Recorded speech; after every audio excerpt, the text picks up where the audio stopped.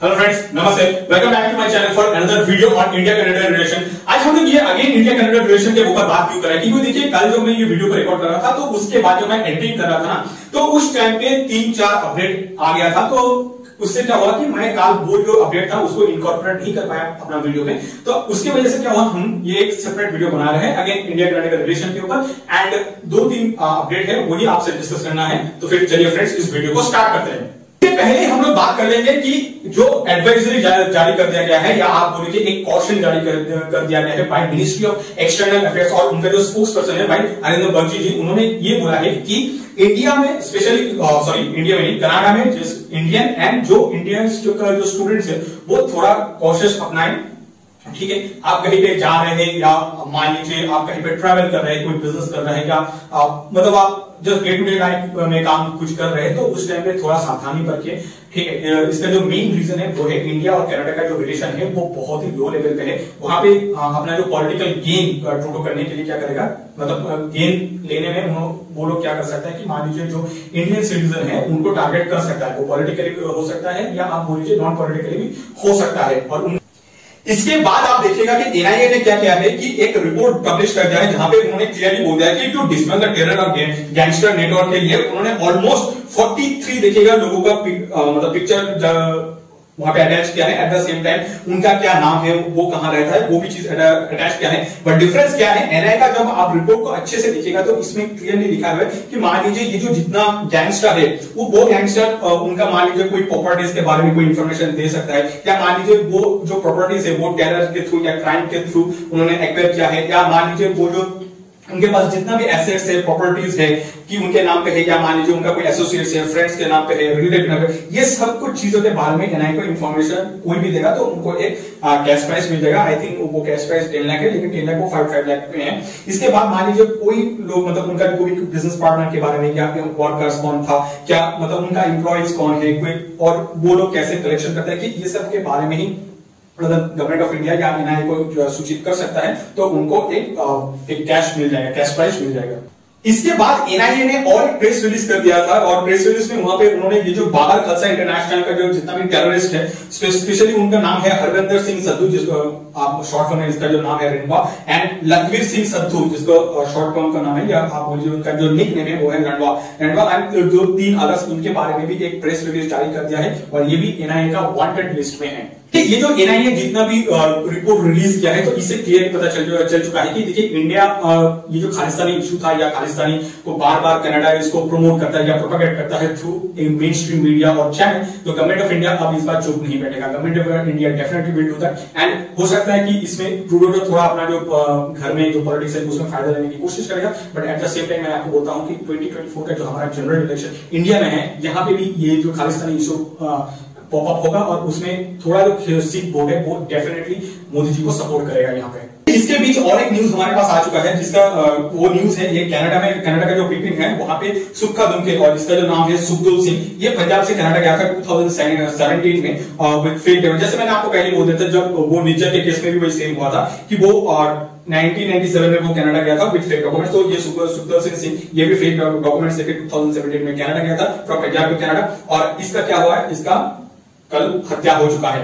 बहुत सारे लोग ये बोल रहे हैं कि ये एक गैंग मतलब आप बोल लीजिए गैंग वॉर है। सिमिलरली जैसे निज्जर को मारा गया था ना, तो सुखदेव सिंह को भी मार दिया गया है। अब बहुत लोग ये कोशिश कर रहे हैं कि सिंस इंडिया और कनाडा का जो रिलेशन है वो एकदम लो लेवल पे है तो इसके लिए ब्लेम गवर्नमेंट ऑफ इंडिया के ऊपर दे रहे हैं। But I am not sure ये कितना करेक्ट है या इनकरेक्ट है। बट मैं आपको बोल रहा हूँ जो लोग ये सब के लिए गवर्नमेंट ऑफ इंडिया को ब्लेम कर रहे हैं वो लोग और कुछ नहीं कर रहे, वो सिर्फ 2024 में जो इलेक्शन है उस इलेक्शन में मोदी जी को सपोर्ट कर रहे हैं, वो भी अपना एकदम दिल से। ये जो सुखदेव सिंह आपको पता होगा कि एनआईए ने जितना आपको बोला था ना कि ये गैंगस्टर वांटेड है तो उसके लिस्ट में था, and according to anti gangster task force of Punjab AGTF, तो वो बोला जाता है कि ये जो सुखदेव सिंह है या सुक्खा दुमके है ये DB गैंग में था और ये बहुत ही प्रो खालिस्तानी मूवमेंट को सपोर्ट करता था फ्रॉम कनाडा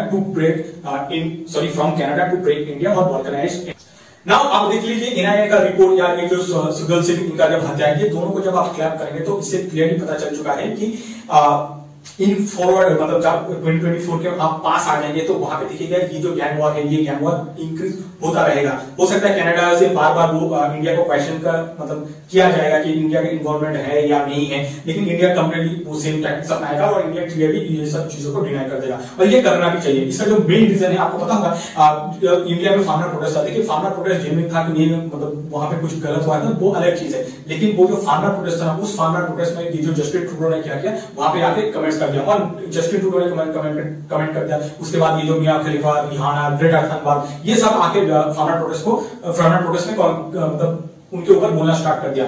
अब जस्टिन ट्रूडो जब किसी और कंट्री में कोई एक एजुटेशन है वहां पे आप बोल रहे हैं तो इसका एकदम क्लियरली मीनिंग होता है कि वो आप जो उस कंट्री का इंटरनल अफेयर्स है उसमें आप इंटरफेयर कर रहे हैं। तो सिमिलर थिंग्स इंडिया को, जैसे मैंने कल बोला था, जो क्यूबेक रेफरेंडम है उसको कंप्लीट सपोर्ट करना चाहिए। एट द सेम टाइम वहां पे जितना पेट्रोलियम प्रोटेस्ट हो रहा था उसको भी गवर्नमेंट ऑफ इंडिया का उस टाइम पे सपोर्ट करना चाहिए था, लेकिन उस टाइम पे गवर्नमेंट ऑफ इंडिया ने वो सब नहीं किया। लेकिन अब ये जो गवर्नमेंट ऑफ इंडिया क्या कर रहा है कि ये जो चीज हुआ है ना इसको आसानी से वो जाने नहीं देगा। इसके ऊपर देखिएगा एक सेस्टर वैट जी है, ये फॉर्मर जम्मू कश्मीर के डीजीपी था, उन्होंने एक बहुत अच्छा चीज बोला है। उन्होंने ये क्लियर बोला है कि जो गलती इंदिरा गांधी ने 1982-84 में किया था वो सेम गलती जस्टिन ट्रूडो अभी कर रहे हैं और जिसका खामियाजा इंदिरा गांधी को अपना जान देके मतलब जान देना पड़ा, जिसकी वजह से सिमिलर थिंग कनाडा से होगा। हो सकता है कि जस्टिन ट्रूडो को मारा नहीं जाएगा, लेकिन कनाडा का जो इंटरनल पॉलिटिक्स है उस पॉलिटिक्स में आप देखिएगा कि ये जो गैंगस्टर या आप मान लीजिए जो सेंसेशनल पीपल है इसका जो परसेंटेज और इनका जो इन्फ्लुएंस है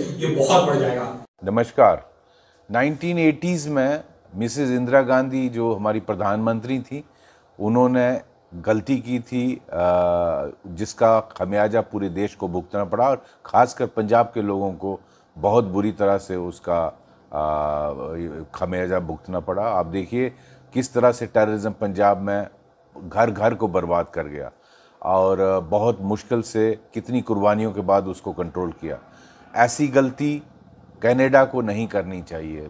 मैं अब कनाडा के लोगों से यही सुझाव दूंगा कि वो ये गलती रिपीट ना करें जो भारत ने 1980s में की और जो उनके प्रधानमंत्री जस्टिन ट्रूडो ऐसे लोगों को शय दे रहे हैं। एक दिन वहाँ भी इसी तरह टेररिज्म फैलेगा जो 1980s में इंडिया ने देखा और खालिस्तान मूवमेंट चली।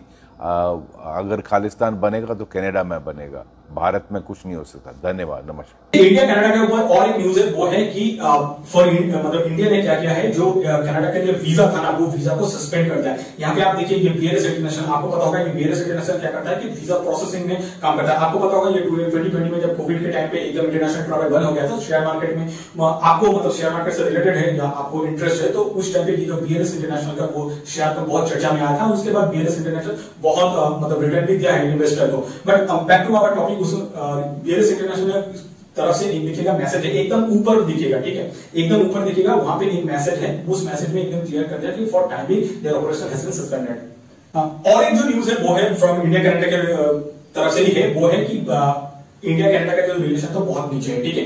और उस टाइम पे क्या हुआ कि इंडिया को कंडेम करने के लिए इंडिया ने जो स्टेप लिया है इसको कंडेम करने के लिए ये जस्टिन ट्रूडो भिखारी की तरह वो चला गया USA, UK, ऑस्ट्रेलिया, न्यूजीलैंड, मतलब जो P5 कंट्रीज है उसके पास। लेकिन उन्होंने बोल दिया भाई तुम अपना घर में जो आग लगा है ना उस आग में, जैसे मैंने आपको पहले कल ही बोला था कि अपना घर में जो आग है ना उस आग को अपना घर में बुझाने की कोशिश करो, वहां पे शांत करवा दो। वो आग लेके तुम जा रहे हो USA, UK, न्यूजीलैंड, और सब लोगों को सब पता है कि कौन क्या करता है कौन नहीं करता है। तो हर कोई भी इंटरनेशनल रिलेशन में या कोई भी कंट्री जैसे भूत का दुलावा नहीं होता है। जैसे यूएस, आपको क्या सच में लगता है कि US they do really care for human rights? उसके बाद ये प्रेस फ्रीडम, फ्रीडम ऑफ आपका एक्सप्रेशन, फ्रीडम ऑफ ये सब के ऊपर वो लोग सोचता है। आपको सच में लगता है कि यूके ये सब सोचता है? यूके ये सब सोच लेता ना तो मान लीजिए पूरा दुनिया में वो जो मिड सेंचुरी है मतलब 18th सेंचुरी या 19th सेंचुरी में वो लोग ऐसे राज थोड़ी करता। वो लोग बहुत जगह से क्या करता है, नॉट ओनली वो लोग राज किया है या वहां पे जाकर अत्याचार किया है, वहां पे जाके लूट किया है, वहां पे जो औरतें था उनके साथ गलत काम किया, जितना गलत काम हो सकता है सब उन्होंने किया। उसके बाद उस कंट्री का जितना भी आप मान लीजिए वेल्थ है वो वेल्थ को लेकर अपना कंट्री में चला गया। तो वो अब कनाडा क्या कर रहा है, कोई सेम यूके के पास जा रहा है ये सब चीजों के लिए। तो ये सब कंप्लीटली धोखलापन है।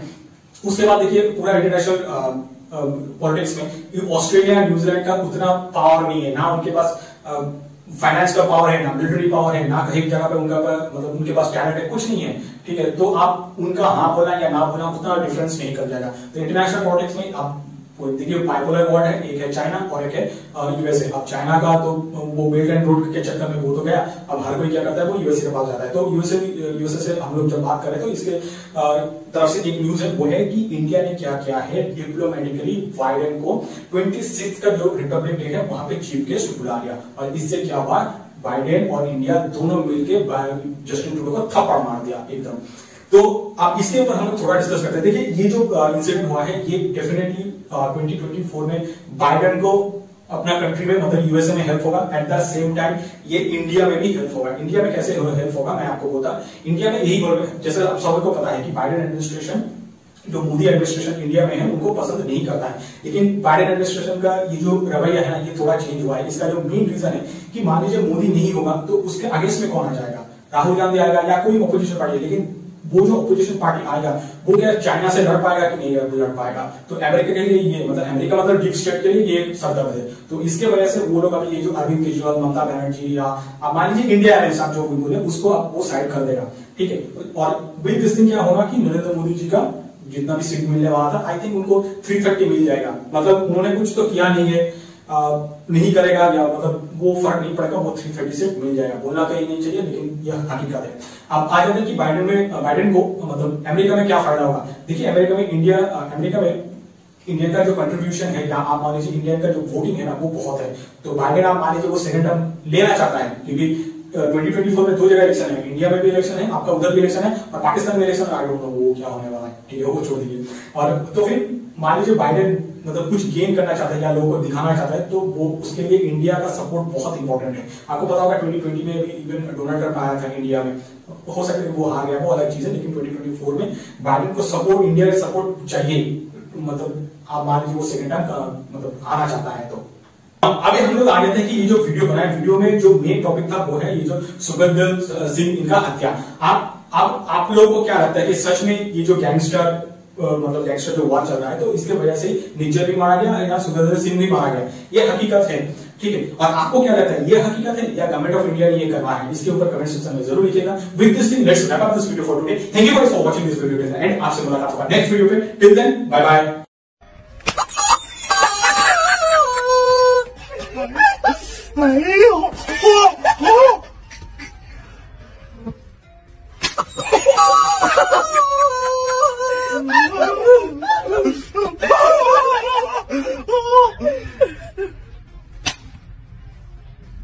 哎呀！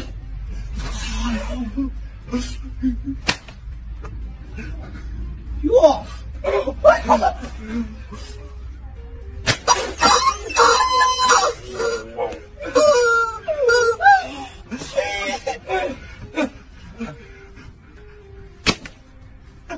哟！哎呦！等会儿。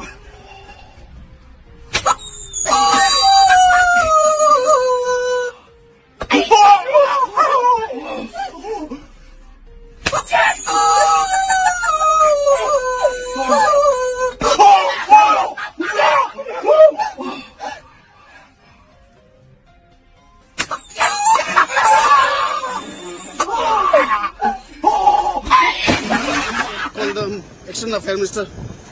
Sir, you meet the... Sir.